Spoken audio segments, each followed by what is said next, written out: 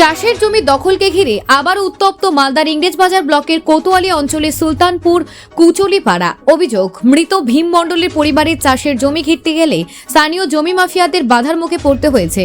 ভীম মণ্ডলের নামে থাকা 58 শতক চাষের জমি মাফিয়া বাটুল রাউত, বিজয় রাউত, সনাতন গোস্বামী, সুনীল রায়, অমিত রাউত দখল করার চেষ্টা করে বলে অভিযোগ। দীর্ঘ কয়েক বছরে আইনি লড়াইয়ের পর আদালত মৃত ভীম মণ্ডলের স্ত্রী পুষ্প মণ্ডল ও ছেলে সমীর মণ্ডলের পক্ষে রায় দেয়, কিন্তু আদালতের রায় সত্ত্বেও পরিবারটি জমি দখল নিতে গেলে একাধিকবার বাধার সম্মুখীন হয়। সোমবার আবারও আদালতের আইনজীবীর সহযোগিতায় জমি ঘেরাও কাজ শুরু করলে অভিযুক্তরা ধারালো অস্ত্র ও লাঠি দিয়ে হামলা চালায় বলে অভিযোগ। উত্তেজনার ফলে দুই পক্ষের মধ্যে সংঘর্ষের পরিস্থিতি আরও উত্তপ্ত হয়ে ওঠে। খবর পেয়ে ইংরেজবাজার থানার পুলিশ ঘটনাস্থলে পৌঁছে পরিস্থিতি নিয়ন্ত্রণে আনে। পুলিশ উভয় পক্ষকে আগামী 2রা জানুয়ারি প্রয়োজনীয় নথিপত্র নিয়ে থানায় হাজির হওয়ার নির্দেশ দিয়েছেন এবং জানিয়েছেন বৈধ নথিপত্র যাচাই করে জমির মালিক পক্ষকে সহায়তা করবে প্রশাসন। Bureau report, news prime Times. ঘটনা ঘটেছিল, আমাদের এর আগে ঘুরে গেছি, জমিতে এসেছিলাম, তো আজকে আবার এসেছিলাম। বাধা দিচ্ছে মহিলা, প্রশাসন আসলো, প্রশাসন ওদেরকে ডেকেছে। কতদিনের জমিটা?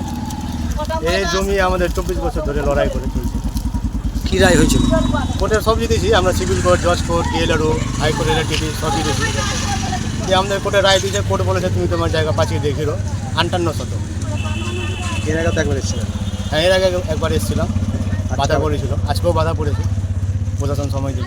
পুলিশ এসে কী জানালো? পুলিশ এসে জানালো যে আরেক পক্ষ যে আসে, যারা বাধা দিচ্ছে ওদেরকে বলো তোমাদের কাগজ থাকলে নিয়ে আসো, আর কাগজ না থাকলে তোমরা বাধা দিচ্ছ। কবে ডেট দিয়েছিল? ডেট দেওয়া হলো আমাদেরকে 2 তারিখে, 2/1/2025 ডেট দেওয়া হয়েছে দুই পক্ষই। কতটি জায়গা নিয়ে গন্ডগোল চলছিল? কতদিন ধরে চলছিল? এটা অনেক দিন ধরে, প্রায় 24 বছর। কতটি জায়গা? আমার 58 শতক আছে, সিভিল কোর্ট, জজ কোর্ট, ডিএলআরও আর হাইকোর্ট, এলআরটিটি সবই আমরা জিতেছি। কারা দিচ্ছিল বাধা? এই তো দু একজনের নাম? 2-1 বাটুল রাউত, বিজয় রাউত, সুনীল রায় আছে। এদের বক্তব্য কি? এদের বক্তব্য আমরা কোর্টের রায় মানি না।